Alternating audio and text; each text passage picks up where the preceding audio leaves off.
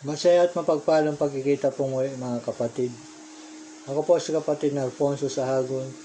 Dito po sa Ang Diyos ay aking kaligtasan. Pagbati po. Sumagana nawa sa inyo ang biyaya at kapayapaan galing sa Diyos amang makapangyarihan sa lahat at sa Panginoong Jesucristo. Tayo po'y manalangin. Diyos amang makapangyarihan sa lahat ang may gawa ng langit at lupa.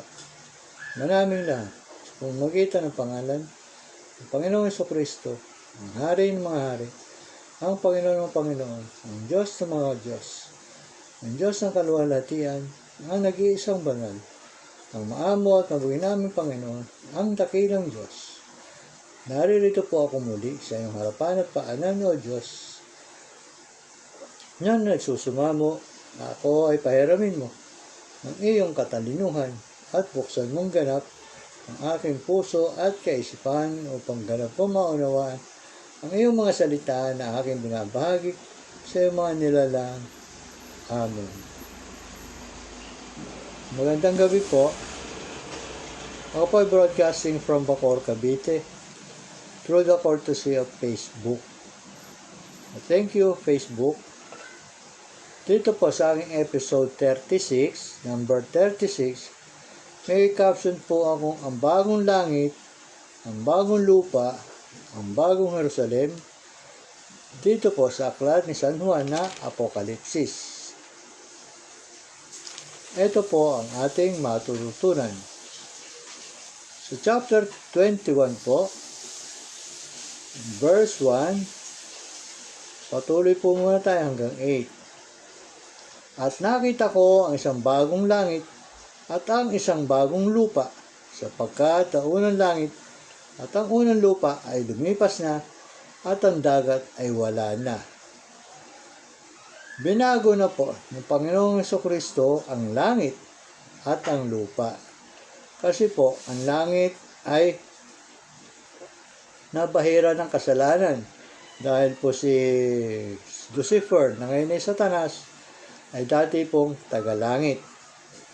At ang lupa naman po ay tinawag siyang sanlibutan na pansamantalang naging pag-aari o pamumuno ni Satanas.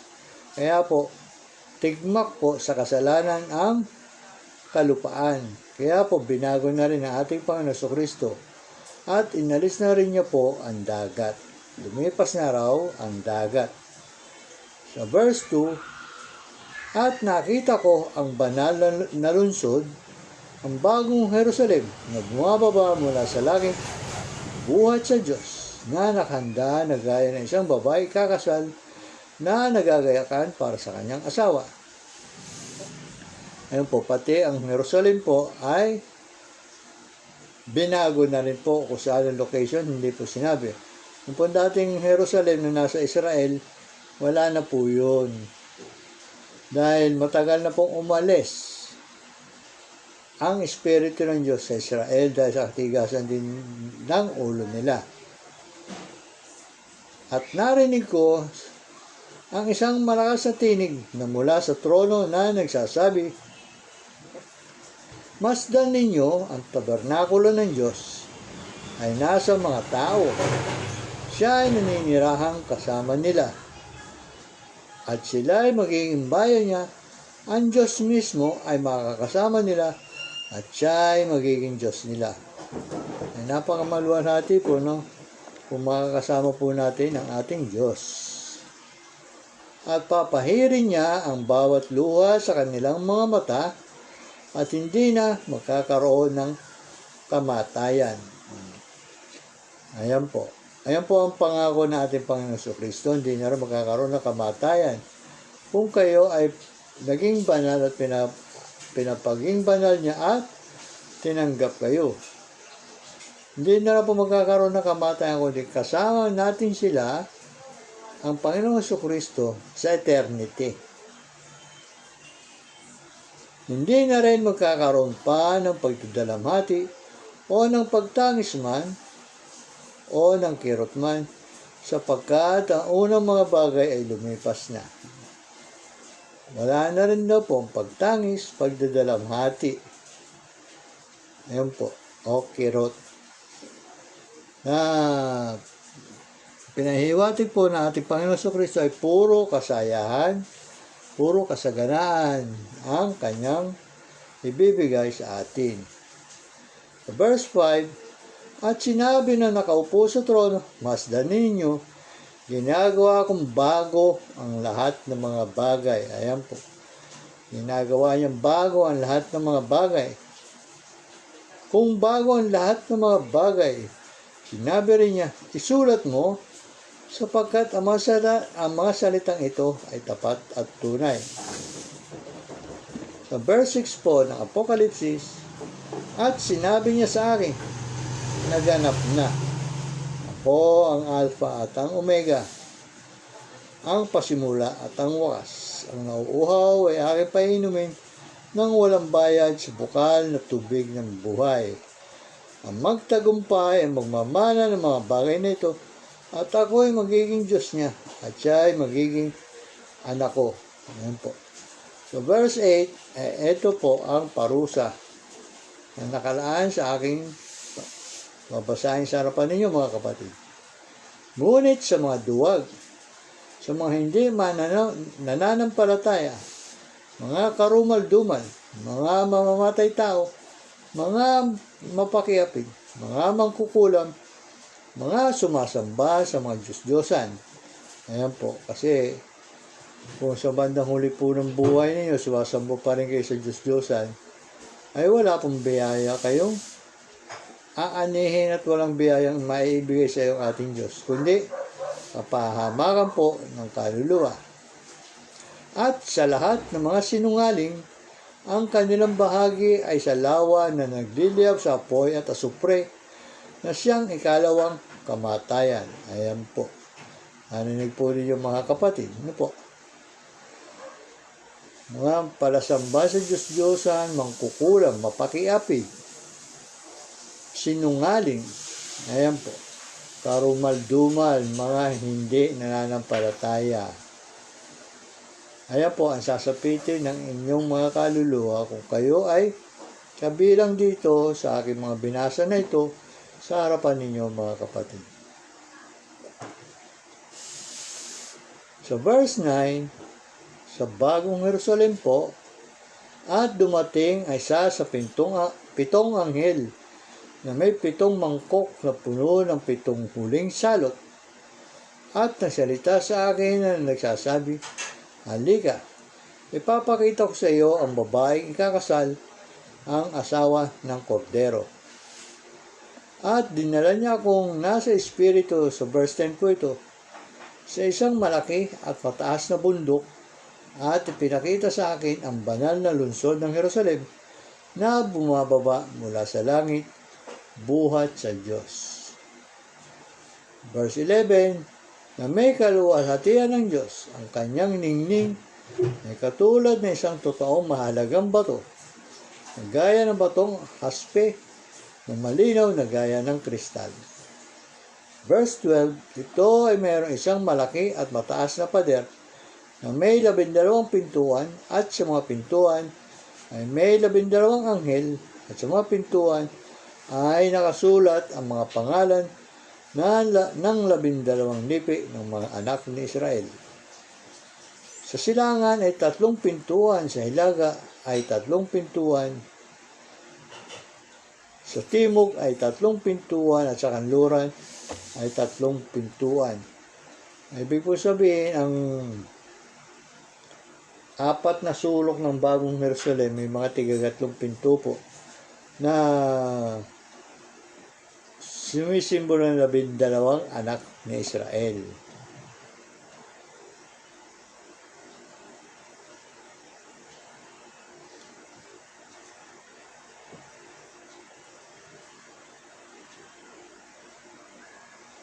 Sa verse 22 po ng chapter 21 ng Apokalipsis, at hindi ako nakakita ng templo roon, sapagkat ang Panginoon Diyos na makapangyarihan sa lahat at ang kordero ang siyang templo roon. At ang lungsod ay hindi nangangailangan ng araw o ng buwan man upang magbigay liwanag sa kanya, sapagkat ang liwanag niya ay ang kaluwalhatian ng Diyos, At ang ilaw doon ay ang kordero. Ayan po.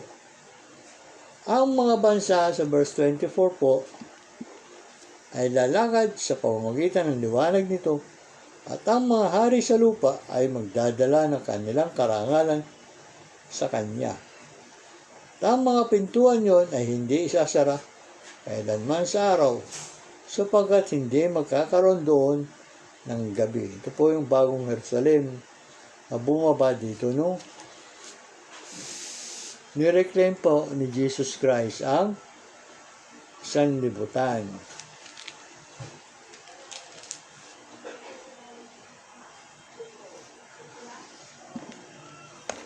So verse 27, at hindi makakapasok doon ang anumang bagay na marumi, o sino mang gumagawa ng karumal-dumal o ng kasinungalingan, kundi sila lamang na nakasulat sa aklat ng buhay ng kordero. Narinig po ninyo, mga kapatid. Wala po makakapasok kung ang kaluluwa ninyo ay marumi, ay hindi po tatanggapin. Dahil ang ating Diyos po ay sakdal linis, sakdal puti, sakdal kalinisan po ang ating Diyos. Kaya ayaw niya po na kayo ay haharap o tayo haharap sa Kanya na marumi. Kaya akin pong ipinamamanig sa inyo, mga kapatid, na kayo o tayo ay magpabautismo. Bilang, ang bautismo po kasi ay bilang paghuhugas ng ating sarili. At kung saan habang binabautismo kayo ay inyong ihayag ang inyong kasalanan, ilakas po ninyo. At tanggapin po ninyo ang Panginoong Jesucristo bilang ang Diyos ng lahat, ang tagapagligtas. Chapter 22 po, at ipinakita sa akin ng anghel, ang sasalita po ay si San Juan, ay isang ilog ng tubig ng buhay na maningning na gaya ng kristal na lumalabas mula sa trono ng Diyos at ng Kordero. Verse 2, sa gitna ng lansangan ng lungsod sa magkabilang panig ng ilog ay naroon ang punong kahoy ng buhay na namumunga ng 12 iba't ibang bunga na namumunga sa bawat buwan, at ang mga dahon ng punong kahoy ay para sa pagpapagaling ng mga bansa. Verse 4 and 5 po ng chapter 22 ng Apokalipsis, at makikita nila ang kanyang mukha. Ang kanyang pangalan ay masusulat sa kanilang mga noo. Hindi na magkakaroon pa ng gabi, at sila hindi nangangailangan ng liwanag ng ilawan, ni ng liwanag man ng araw, sapagkat ang Panginoon Diyos ang magbibigay liwanag sa kanila, at sila ay maghahari magpakailan paman. Ayan po. Tinutupad po ng Panginoon Jesucristo ang kanyang mga pangako sa kanyang mga banal, sa kanyang mga tapat na followers, sa kanyang mga tapat na mga alagad, sa mga faithfuls po. Inihayag niya po lahat ang kanyang mga biyaya atin na kung tayo ay deserving. So, verse 6, at sinabi niya sa akin, ang mga salitang ito ay tapat at tunay. Ang Panginoon, ang Diyos sa mga espiritu ng mga propeta, ay nagsugo ng kanyang anghel upang ipakita sa kanyang mga alipin ang mga bagay na kailangan mangyari kaagad.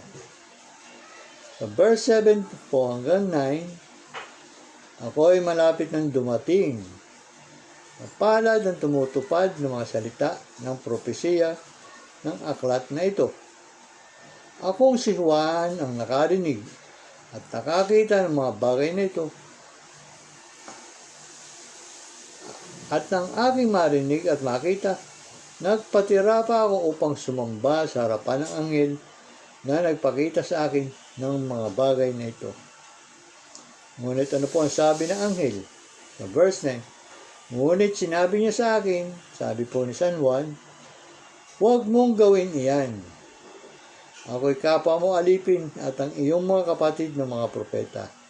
At ang mga tumutupad ng salita ng aklat na ito, ang Diyos ang sambahin mo. Ito po ay bilang dapat na pagganap, huwag kayong luluhod sa harapan ng tao, lalo na dyan sa mga pari. Mapapasama po ang inyong kaluluwa, karumal-dumal pong gawain yan. Na kayo ay luluhod tapos doon kayo sa pari hihingi ng kasalanan. Hindi naman kayo nagkasala doon sa pari. Bagkus, kayo po nagkakasala sa sarili ninyo. Iwasan po ninyo yung pagluhod sa mga pari, pagtawag sa kanilang padre, ng father. Karumal-dumal po yan. Isa lang po ang ating Ama, yung Diyos Ama. Yan po ay meron akong nakausap o nakadiskusyon ng pari katoliko. Sabi ko sa kanya, nung ako'y tumitiwalag sa katoliko, with all due respect po sa inyo kapatid, hindi ko po siya tinawag na father o padre. Kayo po ay, sabi ko, graduate ng theology. At alam kong alam nyo ang mga sinasabi ko. Napauna siyang ganun. Na kayo po ay nagpapatawag, tiniretso ko siya. Papatawag kayo ng father sa mga tao. Tapos kayo kako ay sumasamba dyan sa mga ganyang mga bagay. Pati kako si Maria, sinasamba nyo. Ay siya ikang ina ni Jesucristo. Opo, tama. Pero siya po ay naging sasakyan lang si Maria. Sabi kong ganun. Para matupad ang propesiya tungkol kay Panginoong Jesucristo. Hindi siya makasagot. Tapos, sabi ko pa rin po, sabi pala niya, hindi naman namin sinasambayan, mga larawan. Pero dinadalanginan nila. Hindi ko na po sinabi, baka magalit na, iawain ako. Sabi ko, with all due respect, po uli, bakit yung mga larawan ninyong sinasamba? Ito ang sagot niya. Hindi naman namin sinasambayan. Image lang daw ni God yun. Sabi ko, may nakakita na ho ba kay Jesus Christ? Hindi rin siya makasagot. Nagpaalam na ako. Kasi wala namang papatunguhan eh. Kasi po siya bulag. Bulag sa katotohanan paring iyon. Pati yung mga constituents niya, mga nasa kupay, ligaw na ligaw dahil naniniwala sa kanya eh. Kawawa naman po siya. At ang mga nahahatak niya sa kasalanan. Sumasamba nga sa hindi dapat sambahin sa mga false gods. Yan. Karumal-dumal po yan sa harapan ng ating pinakamamahal na Panginoong Jesucristo. Verse 11 po, 10 po muna. At sinabi niya sa akin, huwag mong tatakaan ang mga salita ng propesiya ng aklat na ito sapagkat malapit na ang panahon. Verse 11, chapter 22 ng Apokalipsis, ang masama ay hayaang magpakasama pa, at ang marumi ay hayaang magpakarumi pa, at ang matuwid ay hayaang maging matuwid pa, at ang banal ay hayaang magpakabanal pa. Verse 12, ako'y malapit nang dumating, at dala ko ang aking gantimpala upang gantihan ang bawat isa ayon sa kanyang ginawa.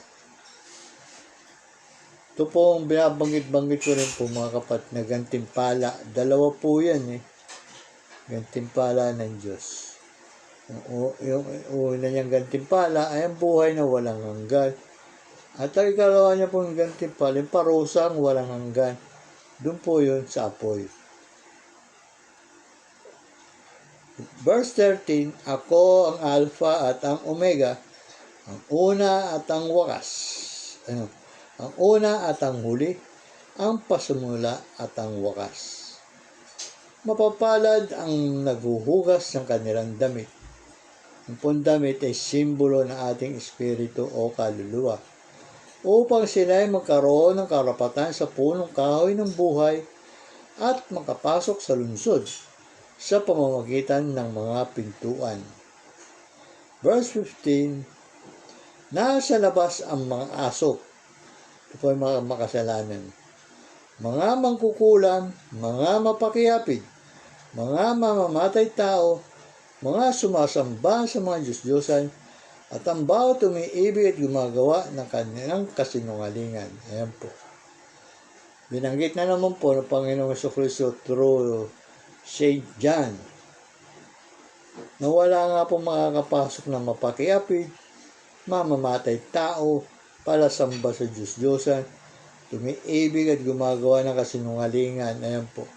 Kasi po meron tao na nabubuhay sa kasinungalingan na most of the day of their lives puro kasinungalingan po ang pinakakain nila sa kapwa nila. Ay, manginabot po sana kayo mga kapatid. Doon lang po sa pagsisinungaling, solve na parusa ninyo. Ano pa ba yung sumasamba ka sa Diyos-Diyosan? Nakikiapid ka. Mga chismosa, di nagkapatong-patong na yung parusa mo. Di po ba? Verse 16, ako si Jesus ay nagsugo ng aking anghel upang sa inyo'y magpatotoo ng mga bagay na ito sa mga iglesia. Ako ang ugat at ang supling ni David, ang maningning na tala sa umaga. Verse 17, ang Espiritu at ang babaeng kakasal ay nagsasabi, halika, at ang nakikinig ay magsabi, halika, at ang nauuhaw ay pumarito, ang may tubig ay kumuha ng tubig, ang may ibig ay kumuha ng tubig na buhay ng walang bayad. Ayan po. Ayan po lahat yung mga binanggit ko sa inyo, pangako at parusa pa na ating Panginoon Jesucristo. Nasa labas daw po sa verse 15, yung mga aso. Ang aso po yung mga taong makasalanan. Inihambing po na ating Panginoon Jesucristo yung mga taong makasalanan sa isang aso. Ano po, ng mga mangkukulam daw, mga mapakiapid, mamamatay tao, sumasamba sa mga Diyos-Diyosan, at bawat umiibig at gumagawa ng kasinungalingan. Marami pong tao na nabubuhay sa kasinungalingan. Lagi nilang pinakakain ng kasinungalingan nila ang kapwa nila.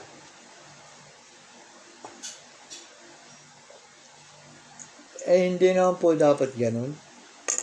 Pero ganun pa man po, ay nasa inyo na po yan kung kayo ay gusto nyo tumalikod sa Diyos o kayo tumalikod sa paggawa ng kasamaan. Yun lang po yun. The choice is yours, brothers and sisters. Na kung saan, the choice is yours also if you want to save your own soul. Nobody can save your soul but you. Only you. Not even Jesus Christ may save your soul. Just because if you are going in front of Him in time of judgment, when Jesus Christ found you to be stained by plenty of sins, God will not accept you. Yan po ang aking sinasabi, na kayo lamang po ang makapagliligtas ng sarili niyong kaluluwa. Not even your husband or wife, not even your parents, but you. It's only you. Kasi po, kayo lang po nakakalam na yung kasalanan eh. Tapos hihingi kayo ng tawad sa pari. ay lalo niyo pa inilulubog ang inyong sarili sa mga karumal-dumal na paglapastangan. Nilalapastangan nyo na ang Diyos, nilalapastangan nyo pa ang inyong sarili. Ay ano pa po ang pagpapala at biyaya ang inyong makukuha? Kundi kapahamakan, kundi kaparusahan ang inyong aanihin sa Diyos. At kung kayo naman po ay magpapakabanal, siyempre aani din po kayo ng kanyang biyaya. Ang buhay na walang hanggan, ayun po yun. Kaya nga sabi ko, mamili kayo buhay na walang hanggan o kamatayang walang hanggan. So chapter 9 po, ito po ay ang pagsasaya sa langit. Ano po? Verse 1, chapter 19, verse 1 hanggang 4 po. Pagkatapos sa mga bagay na ito ay narinig ko, ang gaya ng isang malakas na tinig ng napakaraming tao sa langit na nagsasabi, Hallelujah! Ang kaligtasan at kaluwalhatian at kapangyarihan ay nauukol sa ating Diyos. Verse 2, sapagkat tunay at matuwid ang kanyang mga paghatol, pinatulan niya ang tanyag na mahalay na babae. Sino po itong tanyag na mahalay na babae? Ito po yung Vatican. Di po ba't ang Vatican ay tanyag sa buong mundo? God branded Vatican as a harlot. Kasi po, marami siyang mga bansa na ibinulid sa kasalanan. Yung mga mahalay. Yun po. Na nagpasama sa daigdig. Ayan po. Sa pamamagitan ng kanyang pakikiapid at ipinaghihaganti ng Diyos ang dugo ng kanyang mga alipin laban sa babae. Inambing nga po ang Vatican sa babae dahil ang babae po ay nanganganak. Hindi po ba? Ang Vatican po ay anak ng kasalanan. Ayan po. Wala pong katotohanan dito sa Vatican na ito. Wala. Kahit ang kanilang pagkatao.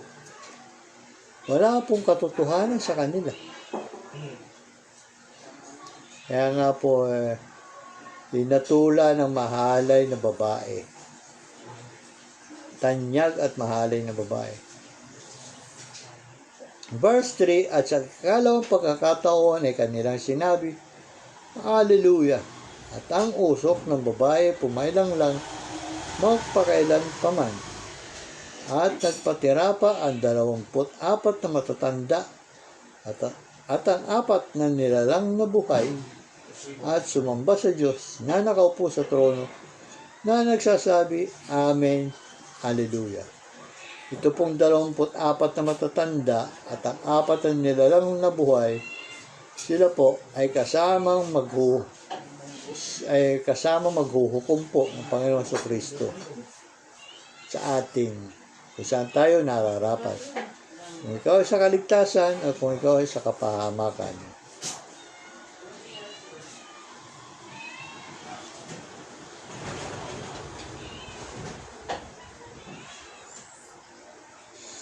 Sa verse 5 po, at lumabas ang isang tinig sa trono na nagsasabi, Purihin ninyo ang ating Diyos, kayong lahat ng mga alipin niya, at kayong natatakot sa Kanya, mga hamak at dakila.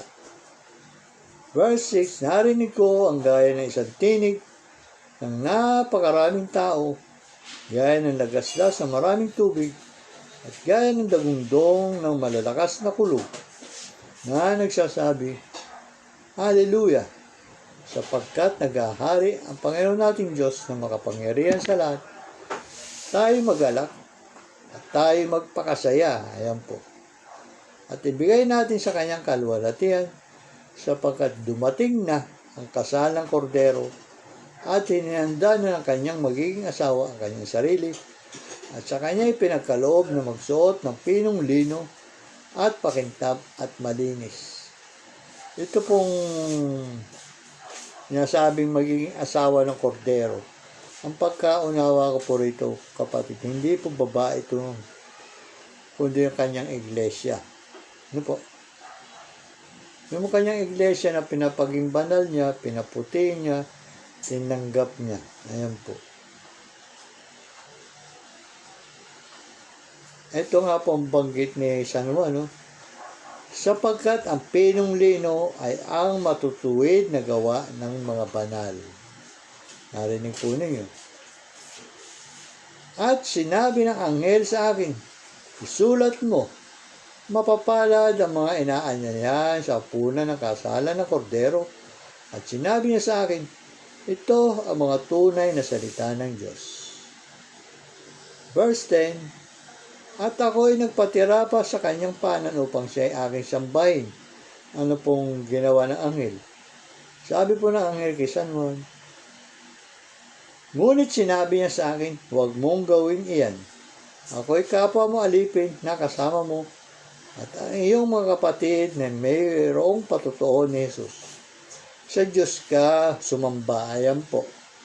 Sa Diyos ka sumamba, wag sa rebulto, wag sa pari, kundi sa Diyos lang, mga kapatid. Pero kayo, matitigas ang kalooban at ulo ninyo, puso ninyo.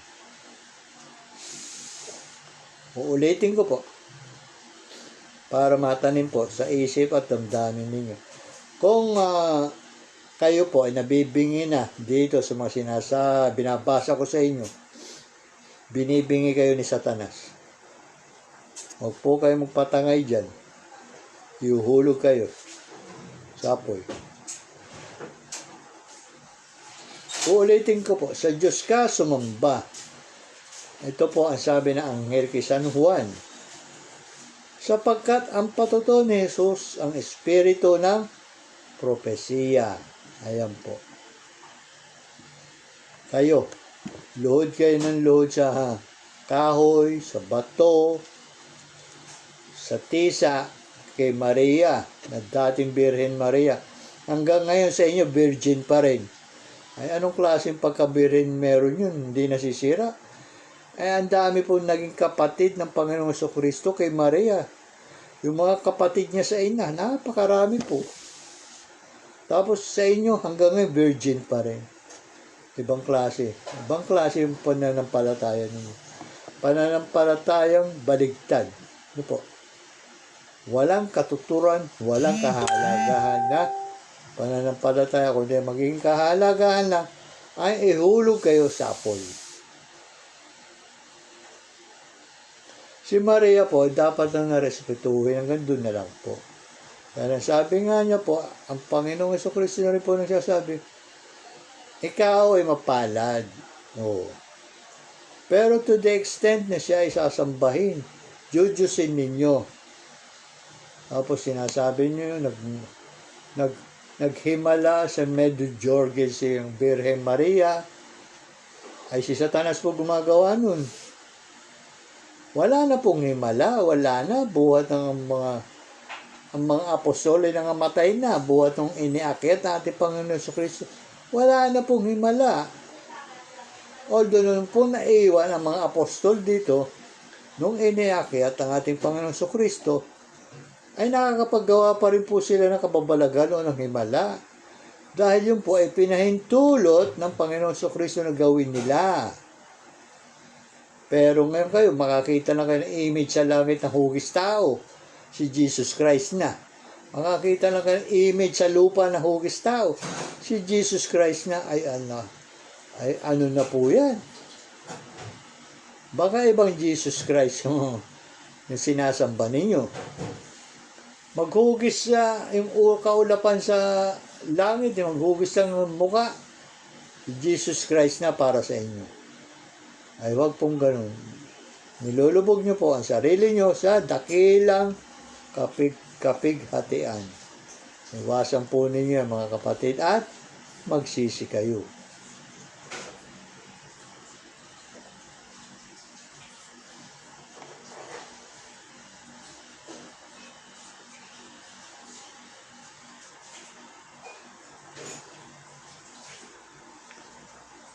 Dito po sa verse 11 ng chapter 19 pa rin po ng Apokalipsis.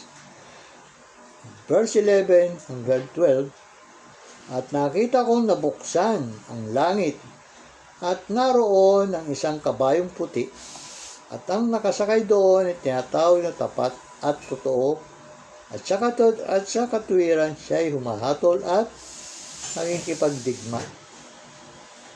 Ang kanyang mga mata ay tulad ng ningas ng apoy, at ang kanyang ulo ay maraming diadema. Yung pong diadema yung sinag sa ulo na bilog. At siya ay may isang pangalan na kasulat na walang nakakalang kundi ang kanyang sarili. Verse 13 po patuloy hanggang 20. Siya ay nakasuot ng damit na inilubog sa dugo, at ang kanyang pangalan ay tinatawag na ang salita ng Diyos. Ayan po. Ang mga hukbo ng langit ay sumusunod sa kanya ng mga nakasakay sa mga kabayong puti, at sila ay may damit na pinong lino na maputi at dalisay. So 15 po, mula sa kanyang bibig ay lumalabas sa isang tabak na matalas, upang sa pamamagitan nito ay tatagay niya ang mga bansa, at sila ay kanyang paghaharian ng tungkod na bakal, at paagusin niya mula sa pisaan ng ubas ang bagsik ng puot ng Diyos na makapangyarihan sa lahat. At siya ay mayroong isang pangalang nakasulat sa kanyang damit, at sa kanyang hita, Hari ng mga hari, at Panginoon ng mga Panginoon. Sino po yan? Alam niyo na po yan.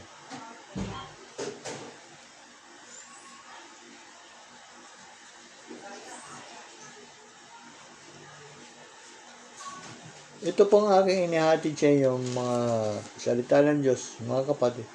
Ito na po yung panghuling aklat sa Bible, yung Apokalipsis po ni San Juan. Kung saan ay nandito na nga po ang lahat ng kabiyayaang ibibigay niya sa mga mananampalataya niya, sa mga followers niya, sa mga faithfuls niya. At nandito na rin po lahat ang mga kaparusang ilalapat niya sa mga kasalanan, sa mga unrepentant po. Ayan po.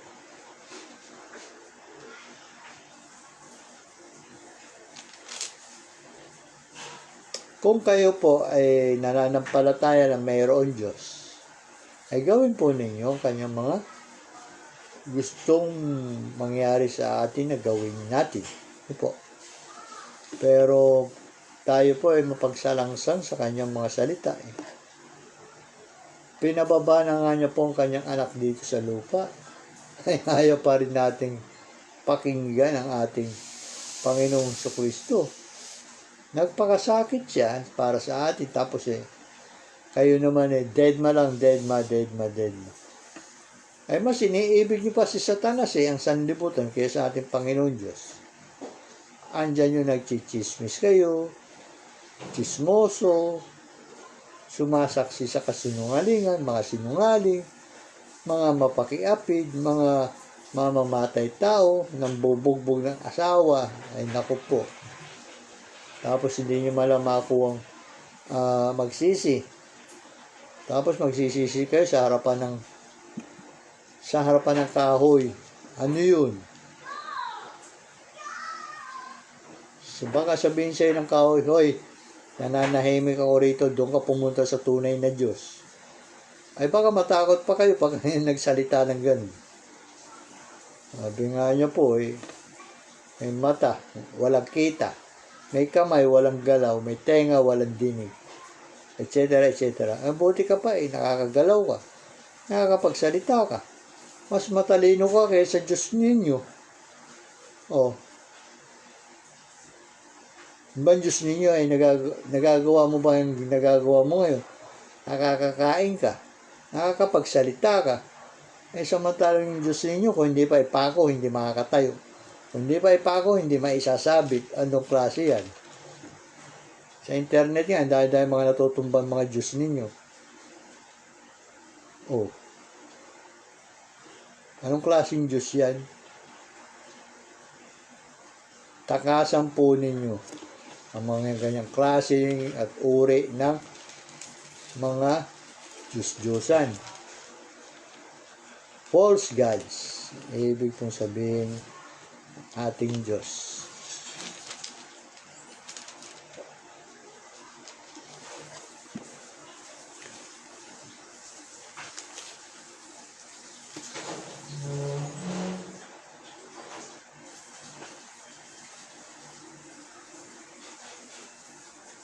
Pero kung ayaw nyo pa rin umalis po dyan sa siping ni Satanas, bahala kayo. Dahil sarili nyo naman kaluluwa mapapariwara.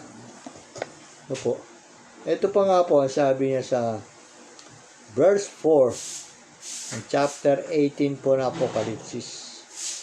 At narinig ko ang isa pang tinig na mula sa langit na nagsasabi, magsilabas kayo sa kanya, bayan ko. Ano po ay magsilabas kayo sa kanya? Magsilayo kayo kay Satanas upang huwag kayong madamay sa kanyang mga kasalanan. Nagwa-warning po ang ating Diyos. At huwag kayong makabahagi sa kanyang mga salot. Salot po pala yung kasalanan. Sapagkat ang kanyang mga kasalanan ay nagkapatong-patong na umaabot hanggang sa langit at natatandaan ng Diyos ang kanyang mga kasalanan. Lumabas daw po kayo. Pero anong ginagawa niya? Nandiyan pa rin kayo. Nananalangin ng paulit-ulit.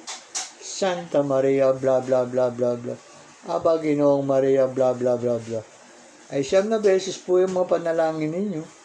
Hindi naman po tinuro ng mga apostol at lalong-lalo ng ating Diyos, ating Panginoong Kristo yung panalangin paulit-ulit na yan.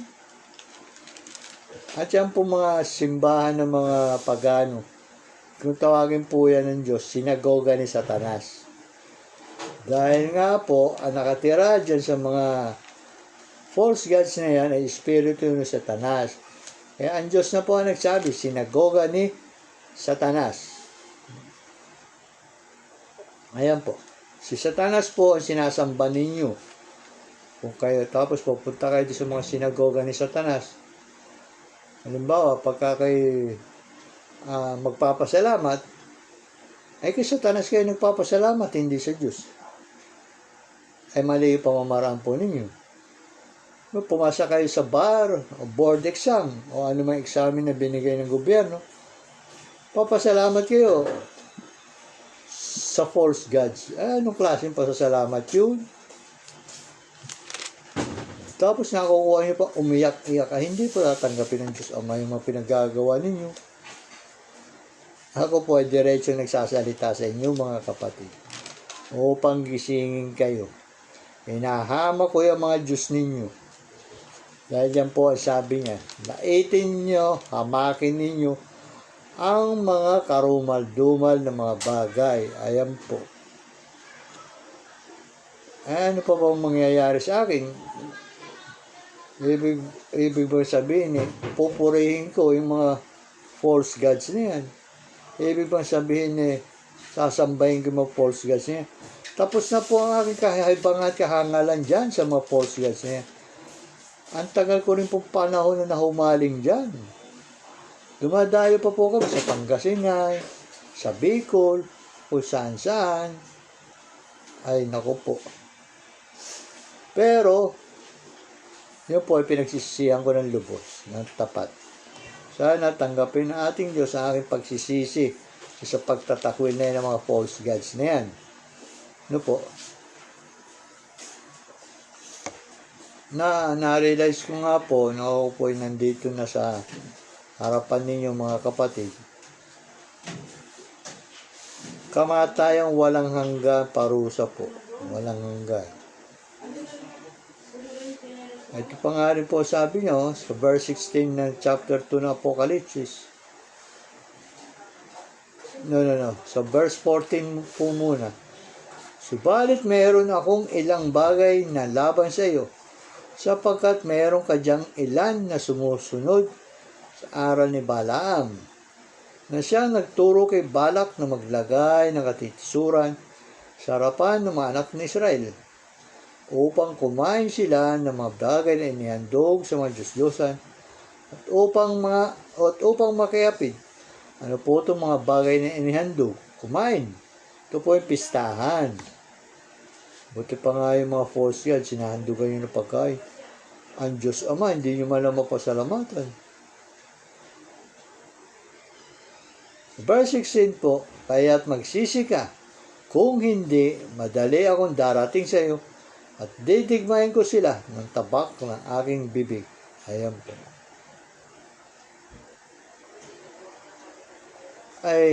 Ako po ay natutong magmalasakit sa inyo mga kapatid na kahit isa makapagligtas ako ng isang kaluluwa po. Ano po? Ako saan nga po ay